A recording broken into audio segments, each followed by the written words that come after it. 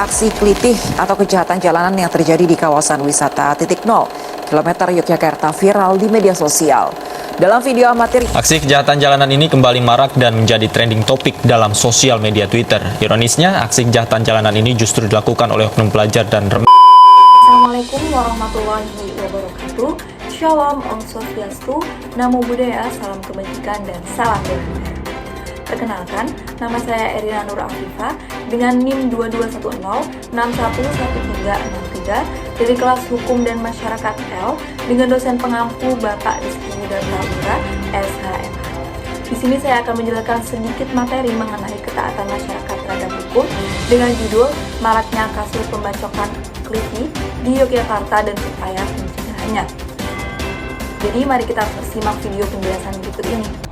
Ketaatan masyarakat terhadap hukum bisa diartikan sebagai kepatuhan kepada hukum yang dilaksanakan secara sukarela oleh masyarakat.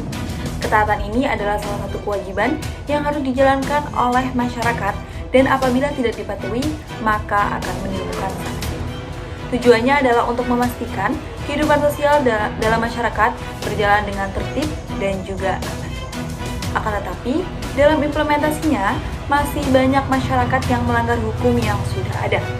Seperti kejadian akhir ini yang terjadi di Yogyakarta, di mana fenomena kekerasan dan juga aksi kekerasan jalanan atau yang dikenal kelitih marak terjadi.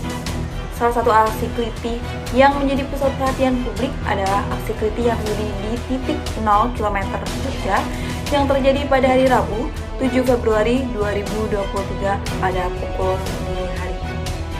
Pada kejadian tersebut, korban yang berada di lokasi diserang oleh pelaku menggunakan senjata tajam berjenis celurit. Diketahui bahwa insiden yang terjadi di dekat Istana Kepresidenan Gedung Agung Yogyakarta ini mengakibatkan 2 orang korban luka-luka.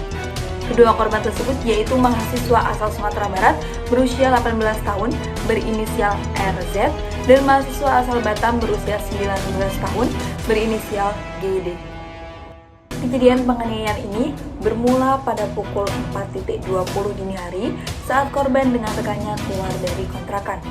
Kedua korban dalam posisi sedang menaiki motor berboncengan dan berkeliling di wilayah Yogyakarta. Pada saat melewati Jalan Malioboro, kedua korban sempat melakukan provokasi dengan bayar-bayar gas sambil menjamping-jampingkan motornya. Akhirnya, provokasi tersebut menimbulkan ketersinggungan dari salah satu pelaku dan berujung pelaku mengikuti kedua korban dari jembatan Kelincingan sampai di titik 0 km. Tiba-tiba seorang menabrak korban dari belakang, lalu timbullah gesekan akibat kejadian ini. Berdasarkan pengakuan korban berinisial GD, pelaku mengajak para korban bertengkar. Namun korban menyampaikan agar permasalahan tersebut diselesaikan dengan baik-baik tanpa adanya kekerasan. Namun pelaku tidak mengindahkan permintaan korban sehingga terjadilah perkelahian di antara mereka.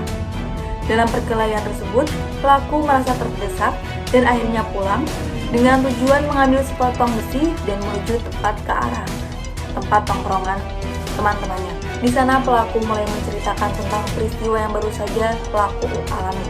Hal ini mengakibatkan pelaku bersama teman-temannya berjalan ke titik 0 dengan niat mendatangi korban yang saat itu juga masih berada di tempat kejadian perkara.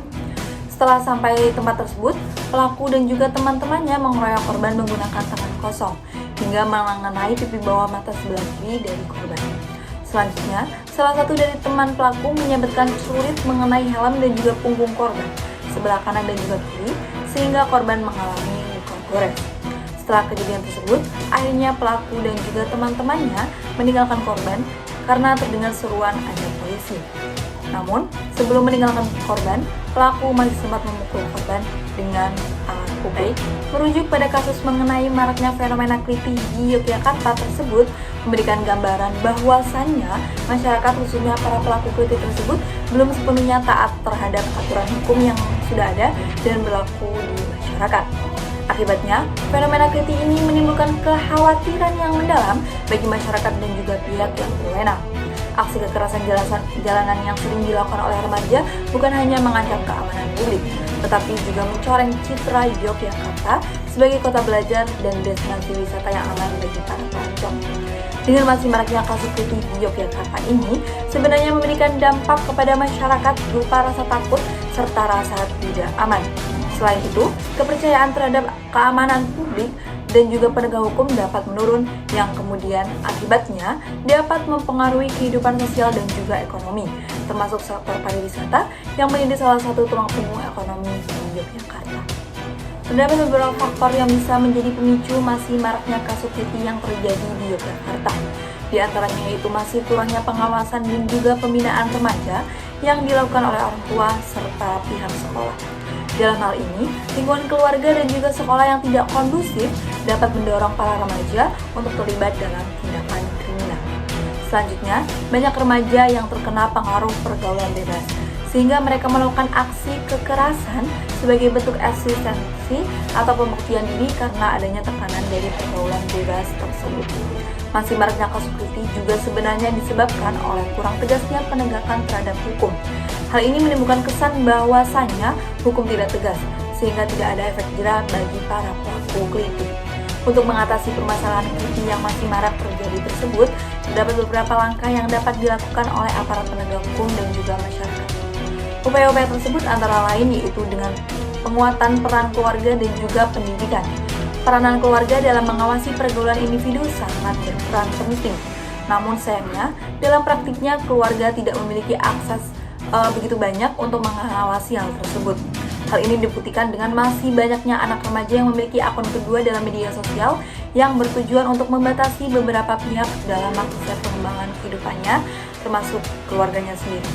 Oleh sebab itu, keluarga sebagai pihak terdekat dari remaja tersebut harus senantiasa mengawasi pergaulan anak-anak mereka.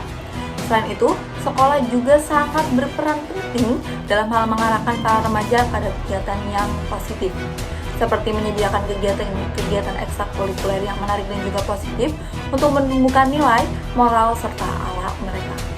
Upaya selanjutnya yang bisa dilakukan serta yang paling utama adalah aparat penegak hukum harus bertindak tegas terhadap para pelaku KITI. Hal ini harus ditegakkan guna memberikan efek jera kepada para pelaku serta memastikan bahwasannya hukum ditegakkan dengan adil. Mungkin cukup sekian penjelasan dari saya. Apabila ada kata-kata yang kurang atau salah, saya mohon maaf. Wabillahi taufiq wal hidayah. Wassalamualaikum warahmatullahi wabarakatuh.